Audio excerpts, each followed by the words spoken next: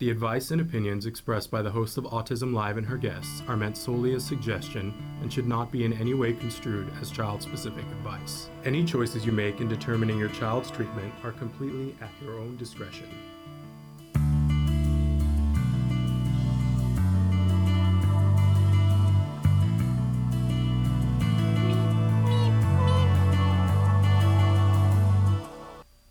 Good morning and welcome to Autism Live. I am so excited today because we got a great show for you guys. We've been talking about having Fred Melamed, wonderful actor, advocate, parent, on this show for years. And I don't know why I didn't, make it happen. And it really was my fault entirely.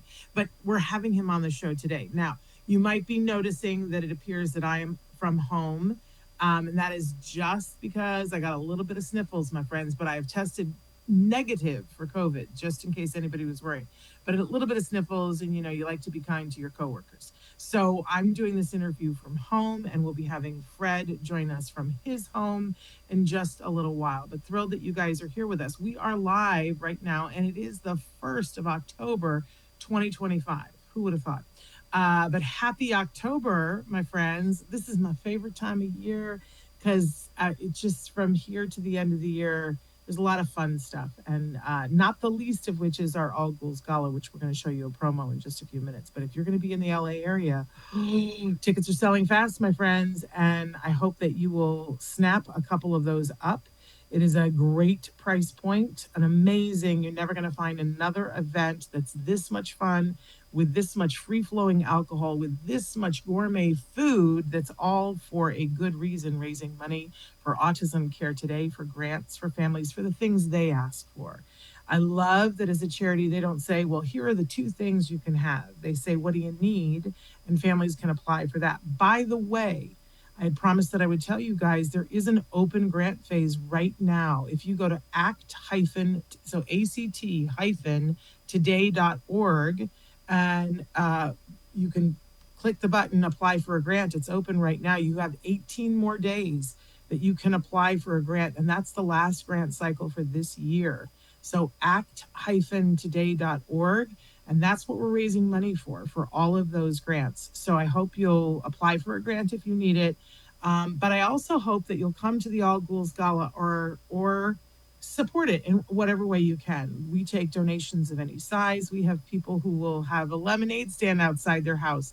And if you raise $25, if everybody raised $25, we would be able to fill a lot of grants. And it's those grants, life-changing. So I hope that you guys will support this wonderful endeavor, Act Today, which stands for Autism Care and Treatment Today, and the All Ghouls Gala, which supports it. So that'll be coming. But that's just one of the many things. We're working so hard on the toy guide. Winners are being chosen. We're going to announce those in early November to mid-November. And the toy guide will be, fingers crossed, live on November 13th. We're trying to get it the full week before Black Friday so that you guys can make choices based on what you think your child will love and be able to save yourself some money. So we're knee deep in toys at the moment, which is very, very exciting. But I wanted to just say that if you're watching, we are live. It is the 1st of October, 2025, and there are lots of ways for you to interact. You are seeing us live right now on Facebook, YouTube, and Twitter. You can interact there. You can always, if you're watching us or listening to us later on, because we know most of you are listening in podcast, if you have a question about this show or any other show or about something you'd like to see us cover, feel free to email me, Shannon. I just had to think for a moment, forgot my name. Shannon at autism-live.com. But right now, Chris is showing you all the different ways on the screen that you can connect with us. For those of you who listen in podcasts, it might be fun every once in a while to just head over to YouTube and check out our 15-year span of videos that we have been doing here on Autism Live on the Autism Network. It's pretty robust. So it might be that we've already answered your question or had the guest on that you most wanted to hear from. But if we haven't, and yet, look, we have not exhausted the topics or the guests. How could it be that today is the first day we're having Fred Melamed on? I don't know. In 15 years, it is remiss Yes, somebody, I should be taken out behind the barn with a switch because he should have been on before. But, we're getting there. We're making it happen today. But anyway, I hope that you will find the way that works for you to watch or listen.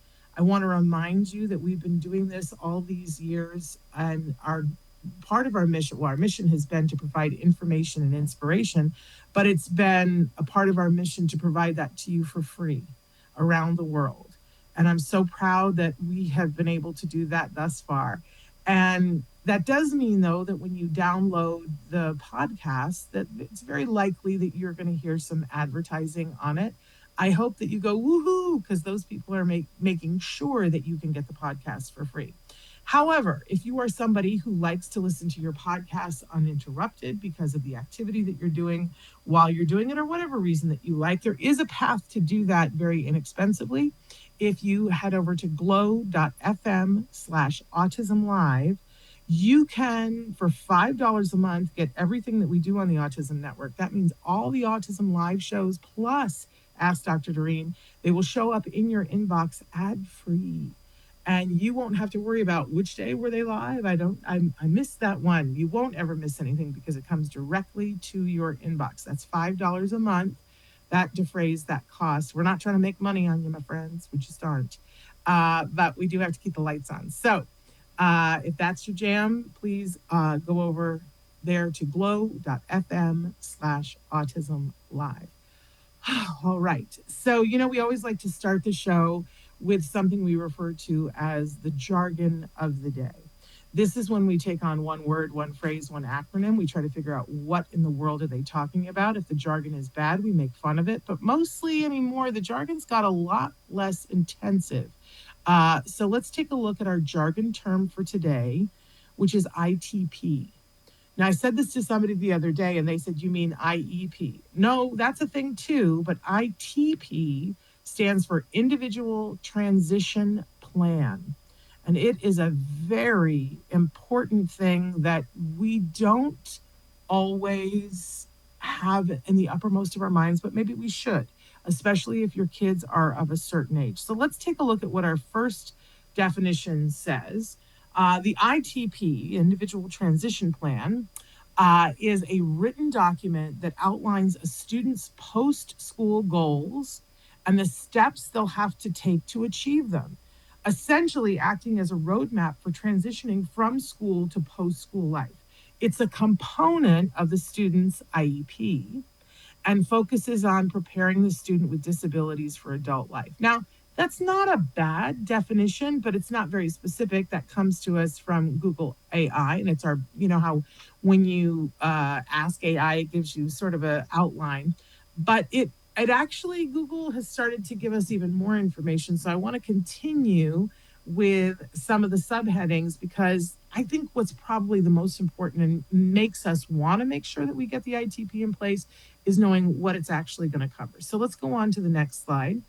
And let's talk about, define some of the things that it just said in that definition. What are post-school goals? The ITP outlines a student's aspirations after leaving high school.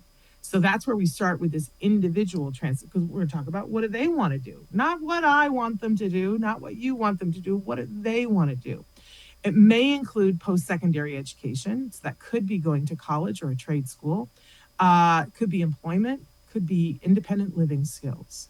It could be being an entrepreneur, right? So we want to begin to identify this. Now, let me just give a note here that in almost all the states, this plan is supposed to be implemented by their 16th birthday. I find that a lot of schools are not as up on this as they should be. And so we hear from people, for instance, when the student is 15 years old and they go in for their IEP, we're asking parents to bring it up and say, are we starting this?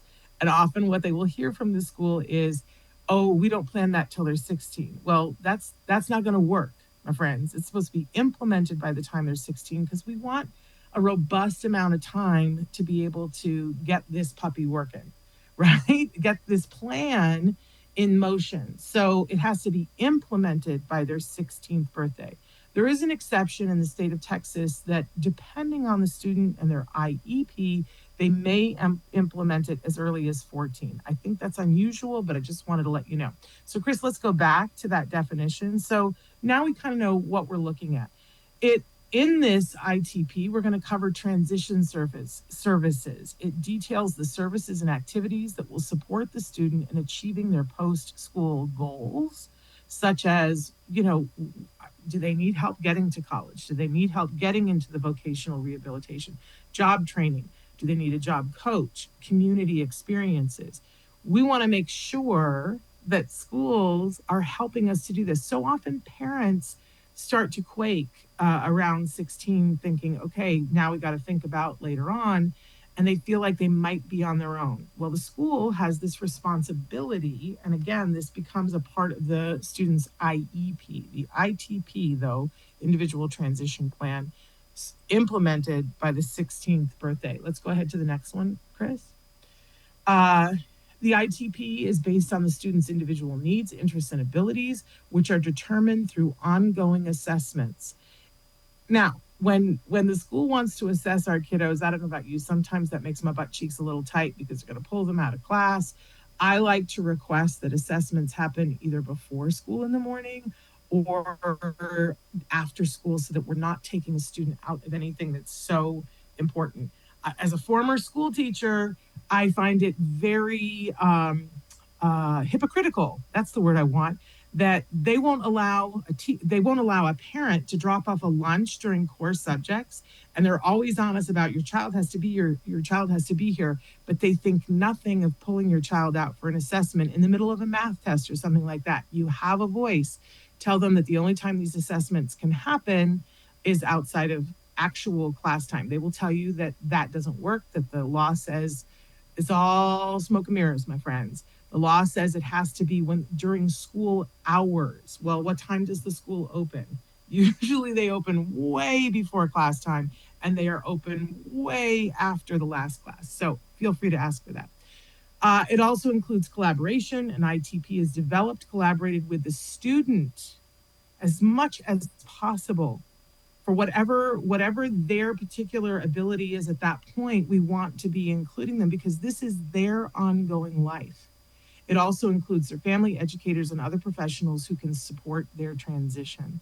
But we must never leave them out of the discussion. And it really drives me bonkers when somebody says, oh, well, this person can't participate in that. My friends, if they say that, then they do not know how to work with people, because we can vote with our feet and our hands, right? We can have pictures to show people and allow them choices, and choices are important. That's a human rights issue. I think we have one more slide, Chris. Measurable goals. The goals outlined in the ITP should be specific, measurable, achievable, relevant, and time-bound. There's a timeline. The ITP includes a timeline for achieving the student's goals and for completing any necessary transition services. And there is interagency coordination. The ITP often involves collaboration between the school, vocational rehabilitation agencies, and other community organizations. So if you guys remember the fabulous Joanne Laura, who's not with us anymore, this was a huge topic for her that she loved to scream and yell and stand on a soapbox about. And what she would tell all of us parents is this ITP has to accomplish three things. It has to decide what your child is doing after they leave school, which could be at 18, could be at 22, but deciding what they're going to be doing. Are they going to be working? And of course, that was always her thing. Make sure that they prepare them for work through internships and other things. Where they're going to live, and the school is going to tell you that they're going to live with you. And I want you to push the school, as Joanne would have said, to find other alternatives. That doesn't mean you have to say yes to them, but ask them to go look for other alternatives for you. And then, of course, the last one is that there has to be a support team built around your child, which cannot just be you.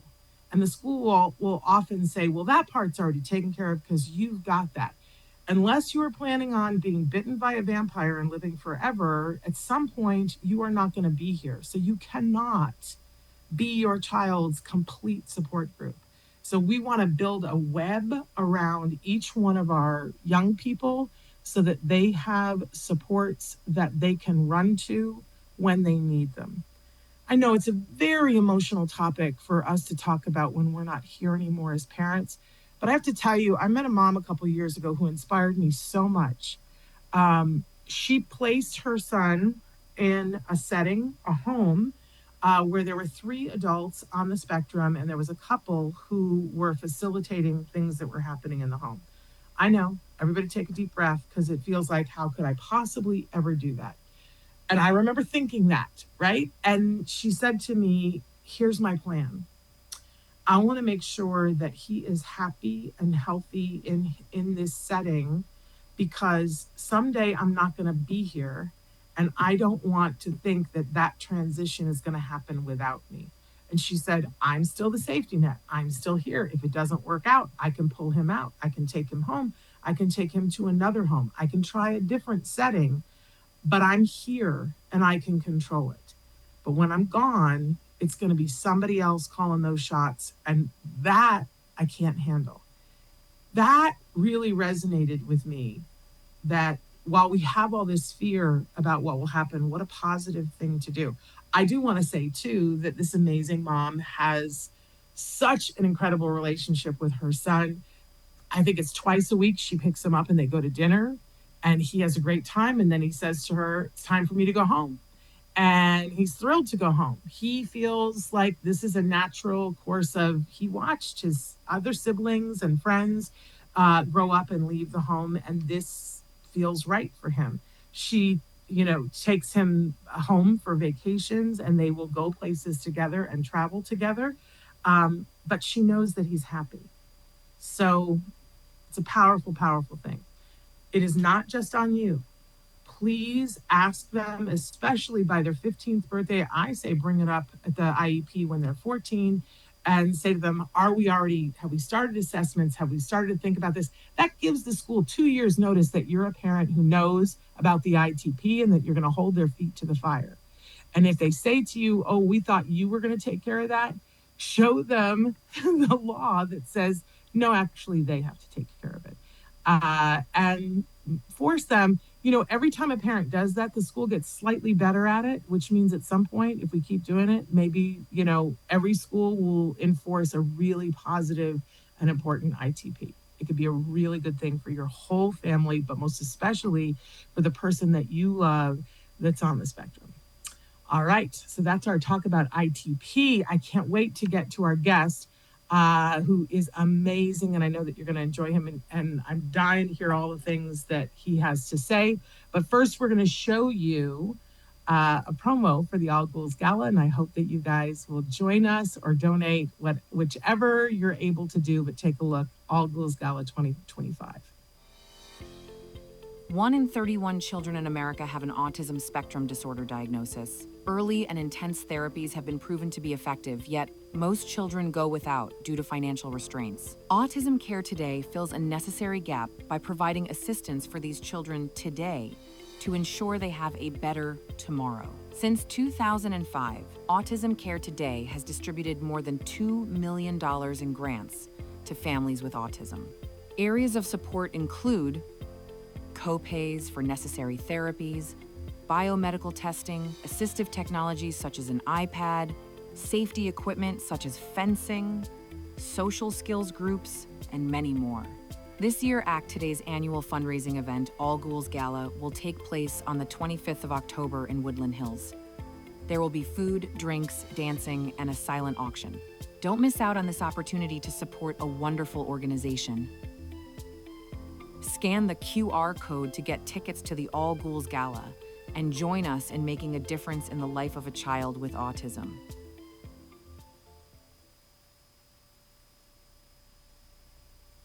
Welcome back. I hope you guys will be able to come or donate. I want to say hi to Helen. Helen, thanks so much for writing in. We're thrilled to have you here this morning. Right now, I want to introduce to you a wonderful, wonderful guest who, can I just say, we are also excited that he will be attending the All Ghouls Gala again. I think he's one of the very few people who will have attended all of the All Ghouls Gala. We were saying the other day, it just wouldn't be the same without him. I'm talking about the fabulous Fred Melamed. He is an American actor with so many credits. The minute you see him, you're going to recognize him. He is known for such films as A Serious Man and In a World. We'll talk about that a little bit. And his voice work in video games and animations such as Grand Theft Auto, yes, I said that, and Adventure Time. I know that will tickle all of you. He is a graduate of the Yale Drama School. He is also a father of twin sons with autism, and he advocates for families affected by autism spectrum disorder. Fred, we're so excited to finally have you here. Thank you. I appreciate that, Shannon. I'm delighted to be with you. Well, we see you at a lot of events. We've been on red carpets with you and we interview you. And I feel like the most horrible person in the world because I'm always cutting you off in an interview because, those things are so quick. And you are so intelligent and so well-spoken and a wonderful advocate. So long-winded, too.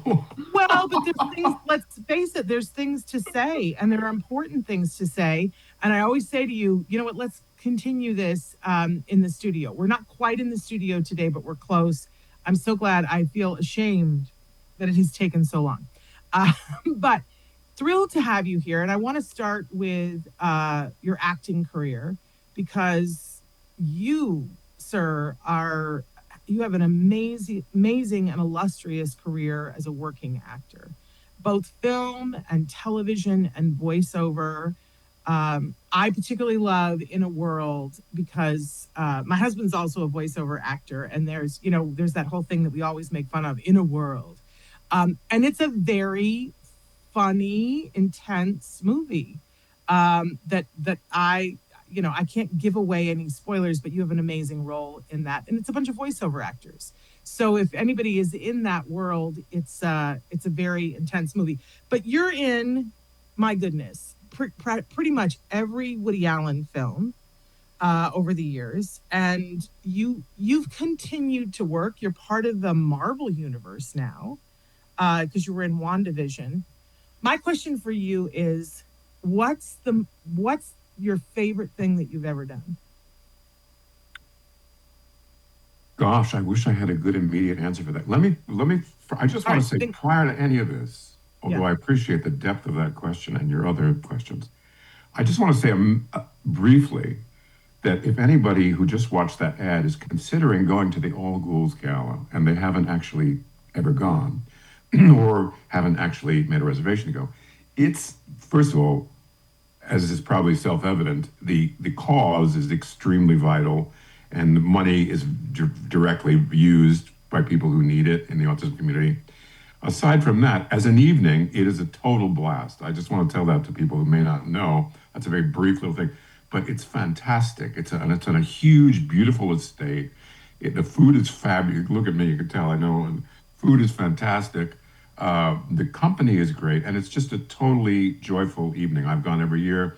I've met people of all kinds, parents and kids with autism, people that just are corporate sponsors, and it's really, really a special event that I truly, I get invited to things as you do if you're quasi-celebrity like I am, but this is one that I truly, truly enjoy, and so many people that I love, Joe Mantegna, for example, other friends of mine in the autism community, I get to see, and I recommend it truly, not just to do something good in the autism community, but also because you'll have a blast if you go.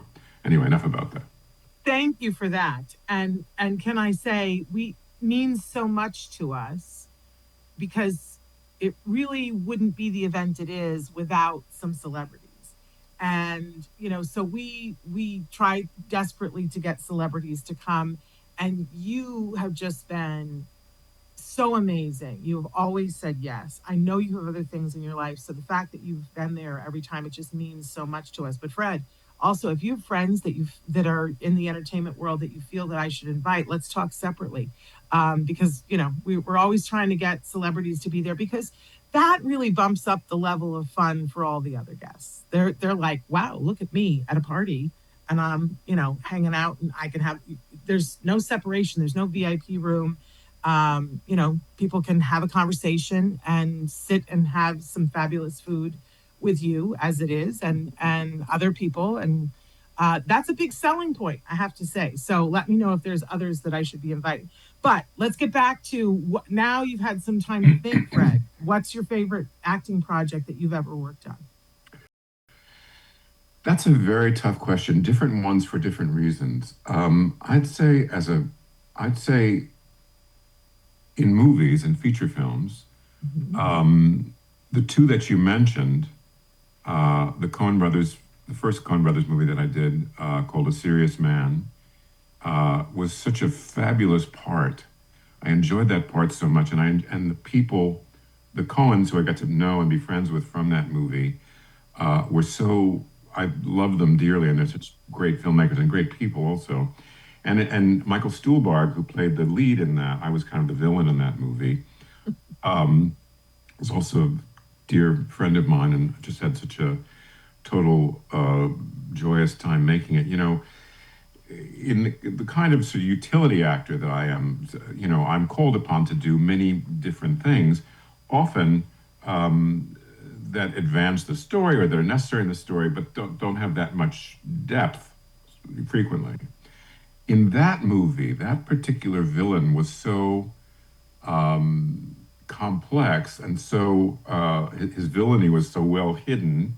Well, no, I shouldn't say well hidden, but he thought it was so well hidden that it was tremendously exhilarating to play that character. Okay. And I'll tell you just a little parenthetical story about it. So early in my career, I did almost all voice work. That was all I did. I started out as a theater actor. I was on Broadway and Amadeus, and then I had this horrible problem with stage fright for many years, and I mean, crippling, awful stage fright, and then became pretty much exclusively a voice actor. And this is in a time when the coterie of people, that the community of people that did voice acting was tiny compared to today. And if you were successful in that world, the rewards were great. It's now become democratized. There are thousands of people doing it. In those days, there were like 150 people doing everything. And if you were among that group of people, you made a lot of money, which I did, and I was very grateful for it. I was single, I didn't have any responsibilities, so on, everything was good that way. Then I got married, I had children. At the very tender age of about 16 months, both of my sons, who are now almost 23, were both diagnosed with full autism diagnoses. And we moved. I was living in Manhattan, where I was born and bred, with my kids and my wife. And we had a country house in Montauk, which is on the east end of Long Island. And when our kids were diagnosed, everybody said, you must get early intervention. It's absolutely crucial, particularly ABA intervention, which I'm sure many of your listeners and watchers are familiar with. Yeah. But the problem was there was such an avalanche of cases at this time in New York, where I lived, that even though we were entitled to these services, you couldn't get them. They didn't have providers for them. And meanwhile, my kids were getting older, and everybody said, this is a time-critical thing. You got to get it.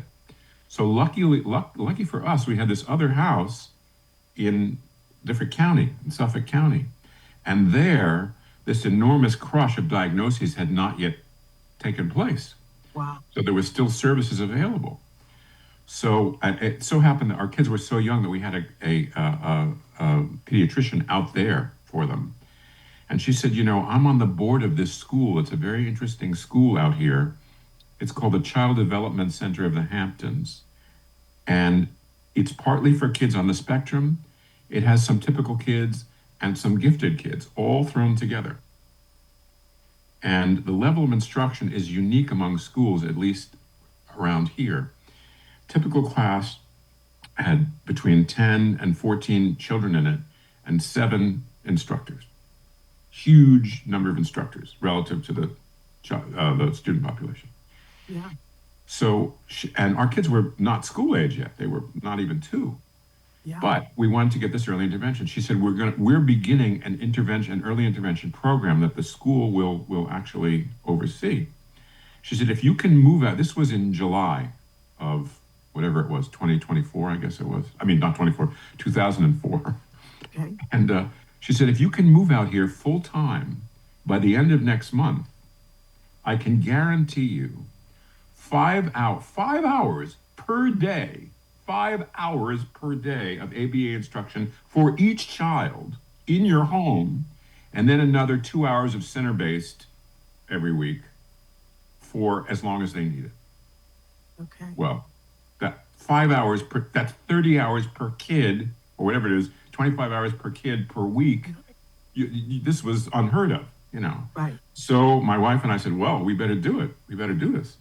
So we kind of precipitously packed everything, moved all the way out to East End of Long Island, and our kids got 2 years of in-home early intervention as she promised. Yeah. Which I was, got to ask you, Fred, though, who paid for that? Did you pay for that out of pocket? we did not pay a dime for it. The federal government paid for it, not even the state government, because at that age, when children are, I don't know how it is now, because my kids are more grown up, but at that time, when you needed early intervention, when the kids were in preschool age, it was paid for federally. Wow. That's amazing. Now it's insurance. And if you don't have the right insurance, it's kind of a tough deal. But that's amazing. So you just had to move, which was, enough, but luckily you already It was a big deal to move, but it was, it was good. Now, time goes on. This is the early 2000s. And there's the point of the story is, which I didn't get to, was this kind of sea change happened in the voiceover world, where I have this kind of dramatic James Earl Jonesy voice. Yeah. But all of a sudden, or it seemed like all of a sudden to me, that became not the voice that was wanted. They wanted real sounding people. People sounded like ordinary people. I haven't sounded like a real person since I'm like 9 or 10 years old. So all of a sudden, I found myself married with significant responsibilities, with 2 children with autism, not making any money. Wow. All of a sudden, and I had gone from, I would be making $700,000 a year. All of a sudden, I was making $11,000 a year, $16,000 a year. And, fortunately for me, I had some savings. But as you might imagine, with 2 kids and a wife that didn't work and who needed to be home with the kids, and it rapidly lessened. And things were I getting imagine it was stressful. Oh, it was terrifying. Terrifying. So this went on for a few years. And, finally I thought, well, I had a friend. I said, I'm going to have to get a job in a bank or something. This is not good. My friend said, well, look, you have about a year's worth of money. What would you like to do? And I said, well, I'd like to go back to acting, but there's not that much call for voiceover people like me in what I do, what I'm known for. So one day in this period where things are really dire, I'm sitting at home with my wife and the phone rings, and my wife answers it, and she says, do you know somebody named Joel Cohen? I said, Joel Cohen from Joel and Ethan Cohen, the Cohen brothers? Yes, Joel Cohen, like to talk to you. And I knew them a little bit because years before that, I had auditioned for them for Barton Fink. You know that movie, Barton Fink? Yes. The role of the movie executive, which I didn't get. Another actor got it. Was terrific and it was nominated for an Oscar. But I came in second. Wow. I later learned. So they knew me. So Joel got on the phone. He said, listen, we're doing this film. It's called A Serious Man. And I have a feeling you'd be really great in it. We're having trouble casting this role. He said, would you come in and read? I said, yeah, for sure. Yes, please. Yeah, let me check my book. Right. So I worked up this little scene that they had, and I went to New York City, which was 2.5 hours from where we were then living, and saw them. And they said to me when I read it, Ethan Cohen, the other Cohen brother, said, that's it. You're going to do it. We don't want to see anybody else. Oh, wow, that's fantastic. But he said, we have a little bit of an issue in that we're not sure when we're going to get to this film because we're working on 3 films simultaneously. And one of them is Burn After Reading, one of the 3 films, which is a star-studded movie. It has George Clooney in it and a bunch of other big stars. And we have to do it based on with their availability because, they get scheduled years out. Yeah. So he said, I'm not sure when we're going to get to this, but I definitely would like you to do it. So a year passes. And believe me, brutal. In that year, I'm like, and I think, and if you're in show business, this kind of stuff happens. It's not at all strange. Things, you look like a project is going to take off and it's very appetizing and very exciting. And then somebody pulls out of it or there's some problem or, and this happens frequently. And I thought, oh, this is never going to happen. Pardon me. No, you're good. We're internet. We're okay. Oh, okay. And then after almost a year and a half after, I get a call from the Coen saying, we're going to go ahead. We're going to make the movie. So the movie was actually made in Minneapolis, which is where they're from. It's about it's largely about the period in which they grew up, the 60s, living in this small Jewish enclave in the middle of the Midwest. So I made the movie. I had absolute joyous time making the movie. And then they said, well, of course, it's going to take another almost year for us to do all the posts on the movie. But, and typically a movie takes that long unless they rush it to do all the editing and everything else. So almost another year passes. And by this time, you can imagine I'm like, but the movie came out. We made it in 2007, 8. It came out in 2009. And I was shortlisted for an Oscar that way. I won an Independent Spirit Award and a bunch of other awards. And all of a sudden, at the age of, I don't know, I'm 69 now, whatever I was then, 52 or something like that. I was like 51, 52. All of a sudden, I had this total second act of my career. And believe me, in a million years, I would never, ever have bet that this was going to happen. It's complete shock. I mean, the amount of, I live in Los Angeles and there's actors and the amount of faith to wait it out. But how brilliant. I know that the experience of it had to be absolutely harrowing, Fred. But how brilliant that this opened up, in part, a little bit because you were living someplace else because you did the right thing by your kids, Well, not to sound Pollyanna-ish about it, but that's been my experience in a lot of life, is that strange as it may sound, or even, as silly as it may sound, sometimes things happen that seem cataclysmic and you think, oh my God, this is horrible. I'm never going to recover from this. What am I going to do? When we have twins, we got a diagnosis that they both have autism. This was world changing, as you can imagine. I'm sure many of your listeners have had a similar experience. Both kids, and twins. Anyway, I did the movie and it completely opened up a whole second act of my career, for which I'm extremely grateful. And my kids did very well. That school which they attended was terrific, but it only went to 5th grade. 5th grade, it was all over. And there was not a good alternative out there. Well, both sons have a full autism diagnosis, but they're very different from one another. Yeah. One son, both of my sons are now living independently or independent of me and their mother anyway. One son is cognitively about on a 5-year-old level, even though he's almost 23. Mm-hmm. He lives in a center, in a group home, with people that help him all the time, with other kids, most of whom are on the spectrum. 1 or 2 have some other disorders, but they live pretty happily together. He's lived there for about a year and a half now. Just like you were saying earlier, and I was listening earlier in the show, I saw him 2 days ago, Monday, earlier. And whenever I see him, I say to him, his name is Alec, I say, Alec, do you want to come home for Christmas, like just for a few days? And he goes, no. He's like, he's very happy where he is. And I think he's made himself comfortable there. He knows the people, he likes it. I think part of it is, people with autism, particularly more profound manifestations of autism, like routine. They don't like to have things change. But he's very happy. He's very happy to see me and his brother and his mother and all that. But But that's home. we go out. We have a sort of a routine. We go to the park. We go to the toy store and look at some toys. He likes to look at them. Usually doesn't want to buy one, but likes to look at them.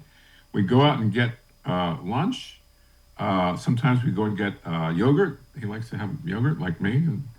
And at the end of it, he's like, okay, bye, love you, bye. And he's fine. He's had enough. He wants to get back to his life.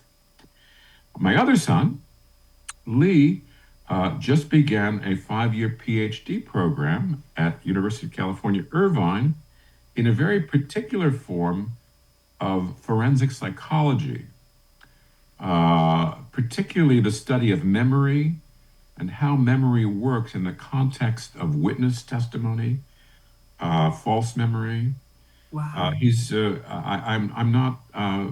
I'm not exaggerating when I tell you that he's intellectually remarkable and also sweet, kind, lovely. People like fall over themselves falling in love with him. Yes. I've met him. He's wonderful. So, and they both had full autism diagnoses. They both had the exact same amount of intervention, same forms of intervention. But as most of your listeners probably are aware, we use the term autism to describe situations that are very, very complex and often different from one another. Yes. There are certain key things that you see again and again, but when we say it's a spectrum, it truly is a spectrum. I mean, I've worked now with so many directors and other people, Dan Aykroyd, Steven Spielberg, who all as adults been diagnosed with autism and have told me, I now understand why this and this and this, I'm good at this and this and this and not this and this and this and this. Yeah. So it is that big and that broad. You asked me a question about an hour ago. What was my favorite role? Anyway, I love the conversation. I mean, Fred, it's such. Of course, I just want to dig into what it feels like for you, but because moms are so much more common on the stage talking about their kids. Right. So whenever we get a dad talking about, I always want to say, what did it feel like for you? And especially because you do have these two very different people in very different places on the spectrum. Let's go back to the beginning. When you first got the diagnosis, were you in denial about it, or did you immediately? No, I wasn't. I'll tell you what happened. When they were very young, just over a year, neither one of them had spoken at all. Mm-hmm. And that's not unusual for kids that are a year old. And my wife noticed that they didn't respond very frequently to their names. You'd say their name and they, usually kids will turn right around, and my kids didn't. And they didn't have any hearing problems or anything like that, but they didn't seem to respond. And then we went, my wife's, I've since divorced, but my then wife, parents lived in Florida. So on a particular vacation, Christmas or something like that, we went to Florida to visit. And we took them to a playground, a particular playground in Florida. And this playground, unlike the playgrounds where we lived, had a lot of spinning wheels, had a lot of things that look like ships' wheels, stuff like that. And Alec, the son who has the more profound autism, stood in front of this one wheel and he spun it and spun it and spun it. And whenever I would try and take him away to, put him on a swing or something else, he would start crying. Yeah. He wanted to spin this wheel literally for hours. Mm-hmm. And I didn't know at the time that had anything to do with autism. And my wife that night was watching television, I think it was 48 Hours, some news show. which featured a family with autism. It was this family that had like 6 kids, all of whom were on the spectrum at different levels. And Leslie, my wife, said to me, do you think maybe Alec could have autism? And I said, well, I don't think so. I mean, kids with autism are usually very cut off and everything. She said, well, that spinning thing they mentioned as something that is off. I said, well, I don't know, maybe. She said, well, let's when we go home to New York, let's have them looked at. Yeah. So we initially just wanted to have Alec looked at, and when we called, they said, oh, if you have twins, you should have them both looked at. You should have them both assessed. So I was shocked that they initially Alec got an autism diagnosis. Lee got a PDD-NOS diagnosis at the time. I don't know if they still give those out as routinely as they used to. They did in those days. No, it's not as common. Thank goodness. And then because it was like a no man's land, Exactly. Yeah. It meant you couldn't necessarily get services and all that stuff. Yeah. Then when I got this alarming news that both of them had something serious, with my own money, I went to the biggest autism expert that I could find in New York. Do you know that there's a book called Let Me Hear Your Voice? Do you know that book? Oh, yes. So in that book, the doctor that she goes to, that diagnosed them, is the doctor that I went to. And he started the autism program at Columbia. He's very in the world of autism. In those days, he was famous. And my kids were young. They were like 15 months old. They were really young. So I brought them there, and he said, well, you have to leave me alone with them for about an hour. And he just observes them. He watches them play, And he said, listen, he said, I know you got the initial diagnosis was, one was PDD-NOS and the other was autism. It's my diagnosis that they both have full autism. He said, I know that's a very crushing, difficult thing to hear, but he said, I will gladly be of any help I can to get you the intervention that you need, to testify in any way, write anything you need, but this is my honest appraisal. What did it feel like in that moment, Fred? What did that feel like?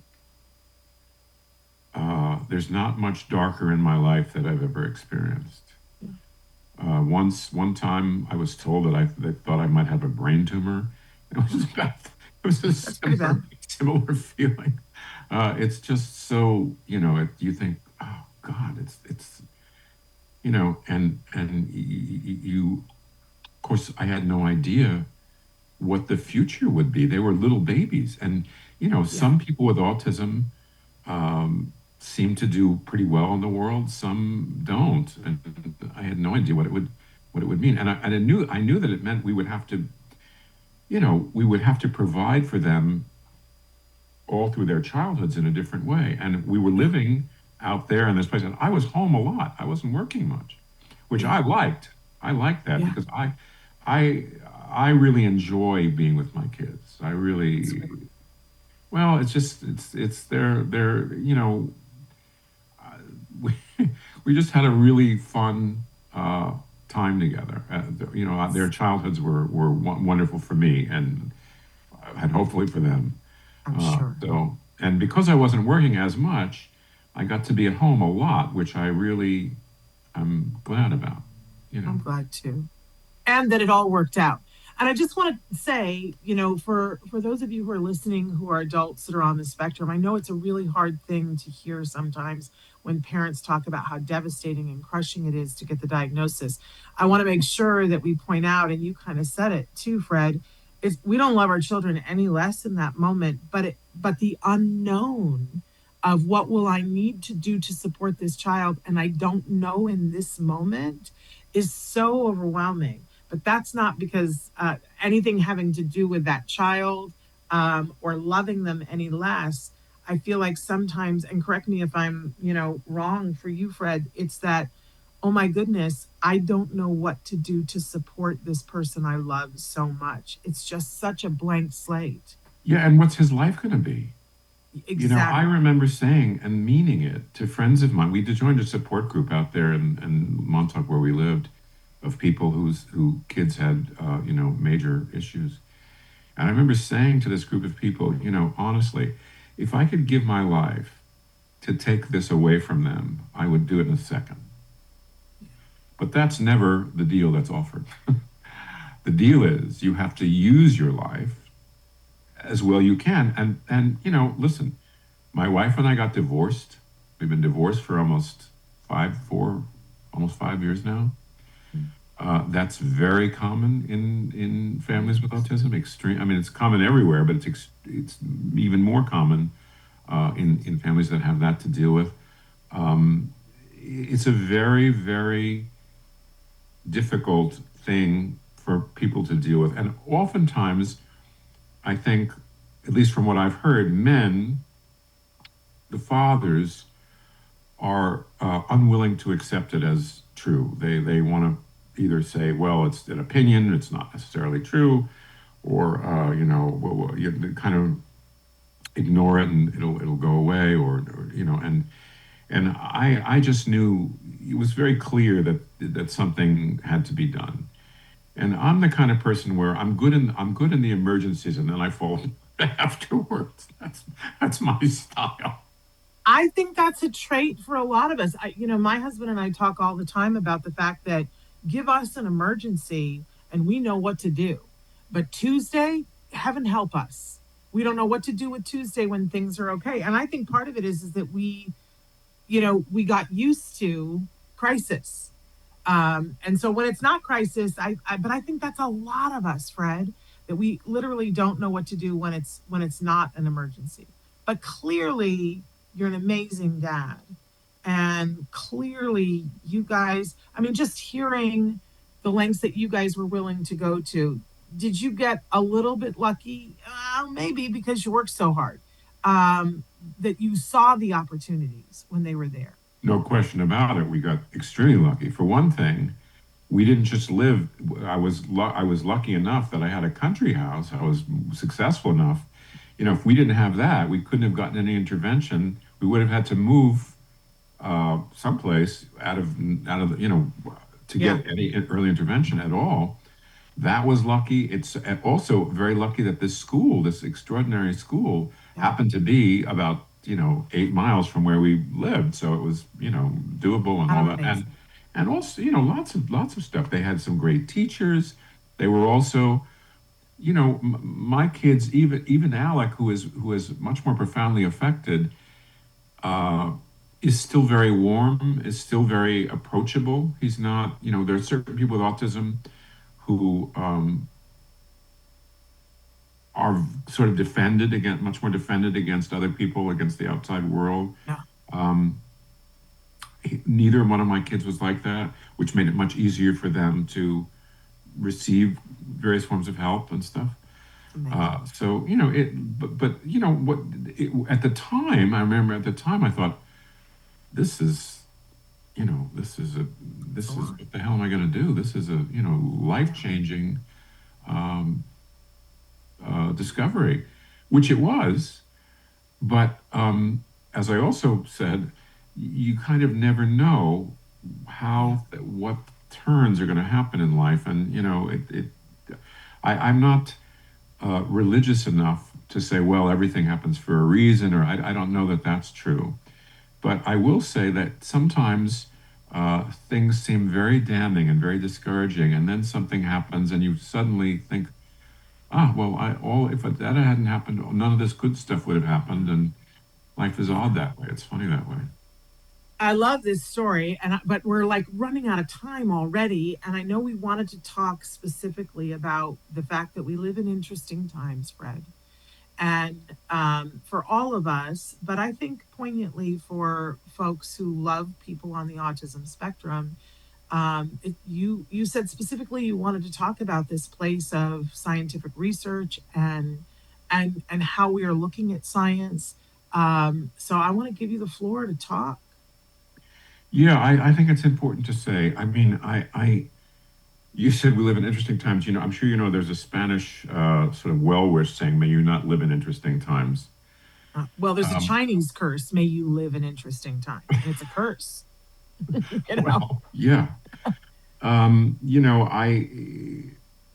The kind of anti-science groundswell that now exists, and that has been taken on by certain arms of government is shocking to me, and I guess to certain other people.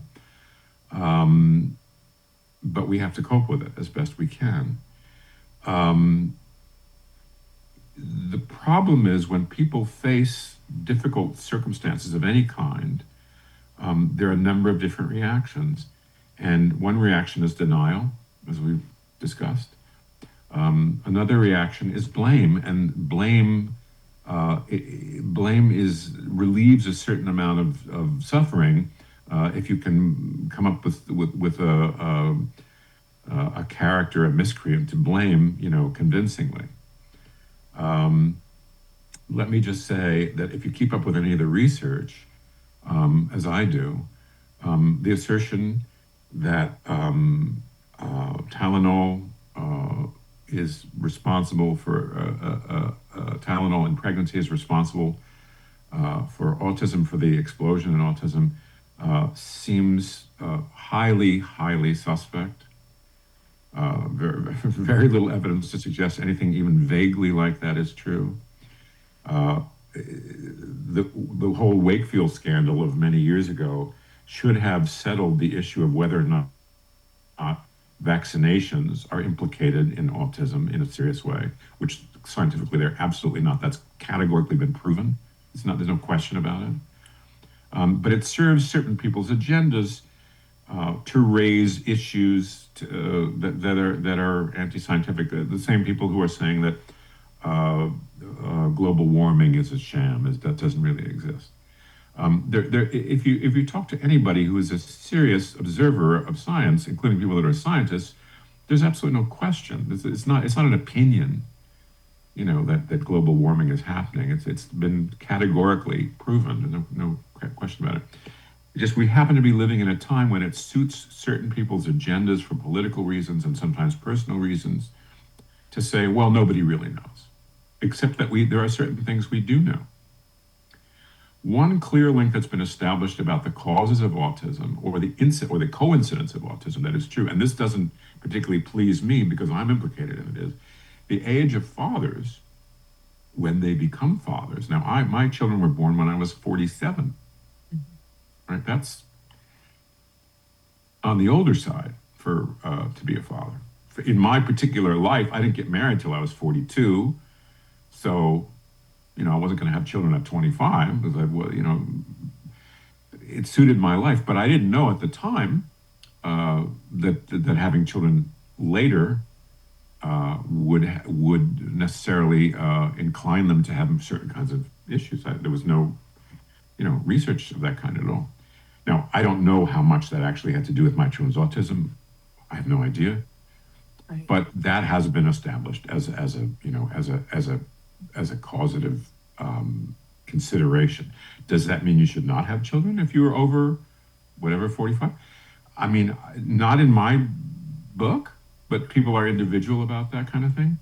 But my whole point in bringing this up is we are living through it, and we all have to live through this and hopefully past it, but through it, a time when there's a great deal of skepticism about things that have scientific things that are already well established.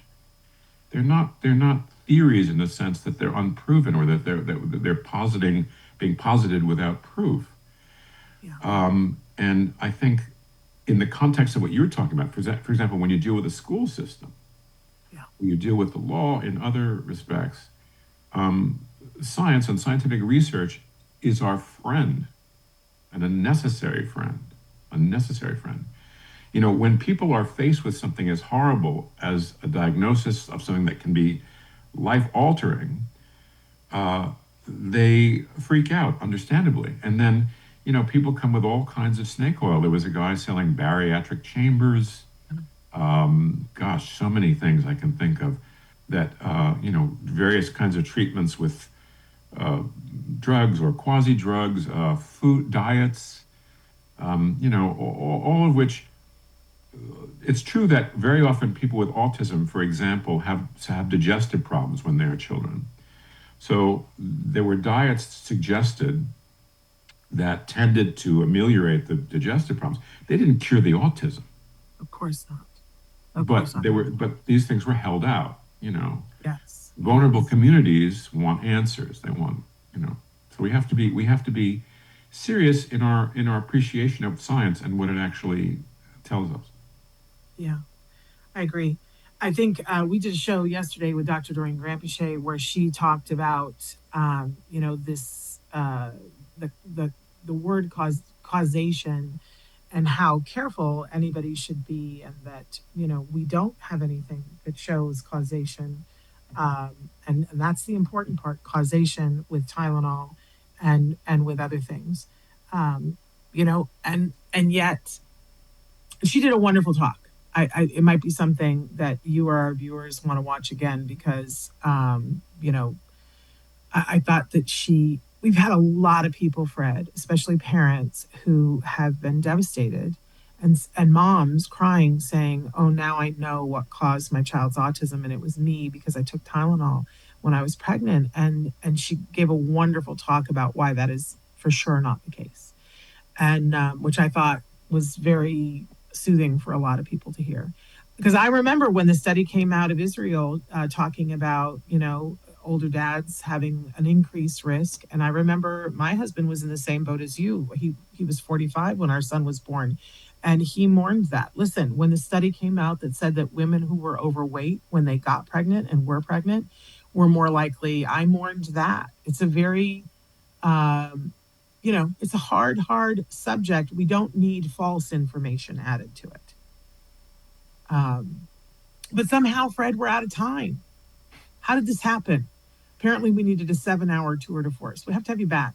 You're so lovely, and what an important voice in this community as a dad, and as a dad who's got not just 2 children, but 2 children in different places. Because I feel, and tell me if I'm wrong, when our kids are little and we're diagnosed, we're sort of all part of the same group. But as our kids grow and their circumstances change, often we find ourselves in different groups and leaning into different groups that I don't know about. I have survivor guilt because my son has done so well. And when I spend time with my friends whose kids are more profoundly affected, I feel guilty sometimes. And I try not to talk about all the amazing things my son is doing because I don't want to be shoving that in anybody's face. But you've got it both in the same family, and what that must be like. You're a wonderful resource, and you're honest. And somebody wrote in a comment. I got to look and see. Mia says, the Tylenol theory doesn't make sense. Denise says, I blamed myself. Too many vaccines at once, food, environment, mold, all the things. I want to see what somebody else said. Oh, they're all writing in now and it's all jumping around. Mia says, I wanted to point out that I have met parents who can't look beyond their child's disability. And somebody else said, yes, always in crisis mode. Yes, because sometimes hardship in the younger age is hard. Communication was little to no, and it cuts off there, Denise, I'm sorry. Little to none, that's what she said. Anyway, thank you guys all for writing in your comments. And if you have questions for Fred, Cindy said, Shannon, love him. I could listen to him speak forever. Amazing. I think we all could. You've got that buttery voice, Fred. You're saying all the right things. Well, if you want to, Fred's going to be at the All Ghouls Gala. You should be there too. Just saying. But Fred, thank you so much. And I hope Autism Live is going to be on the red carpet this year, but I won't be the person with the microphone. We've got a wonderful young man who is a performer, who identifies as being autistic, and he will be there interviewing people. So I hope you will stop and talk with Jay Atticus, as he is known, and do a little interview with him on the red carpet. There will be other people as well, but so I look forward to seeing you there and to continuing this conversation. We'll have to make an appointment for you to come back. I'd love to. All right. Thank you so much, Fred. Give our love to your whole family. Thank you. I will do. And great to see you again, and great to see you too. talk to everybody. Yes, well, we just need more of it. So you guys, we'll be back on Tuesday with Ask Dr. Doreen. We're looking forward to that. We'll tell you more about the All Ghouls Gala then and be answering your questions on that program. And then we'll be back with Autism Live on Wednesday. So until then, give your kiddos a hug from me and one for you too. Bye-bye for now.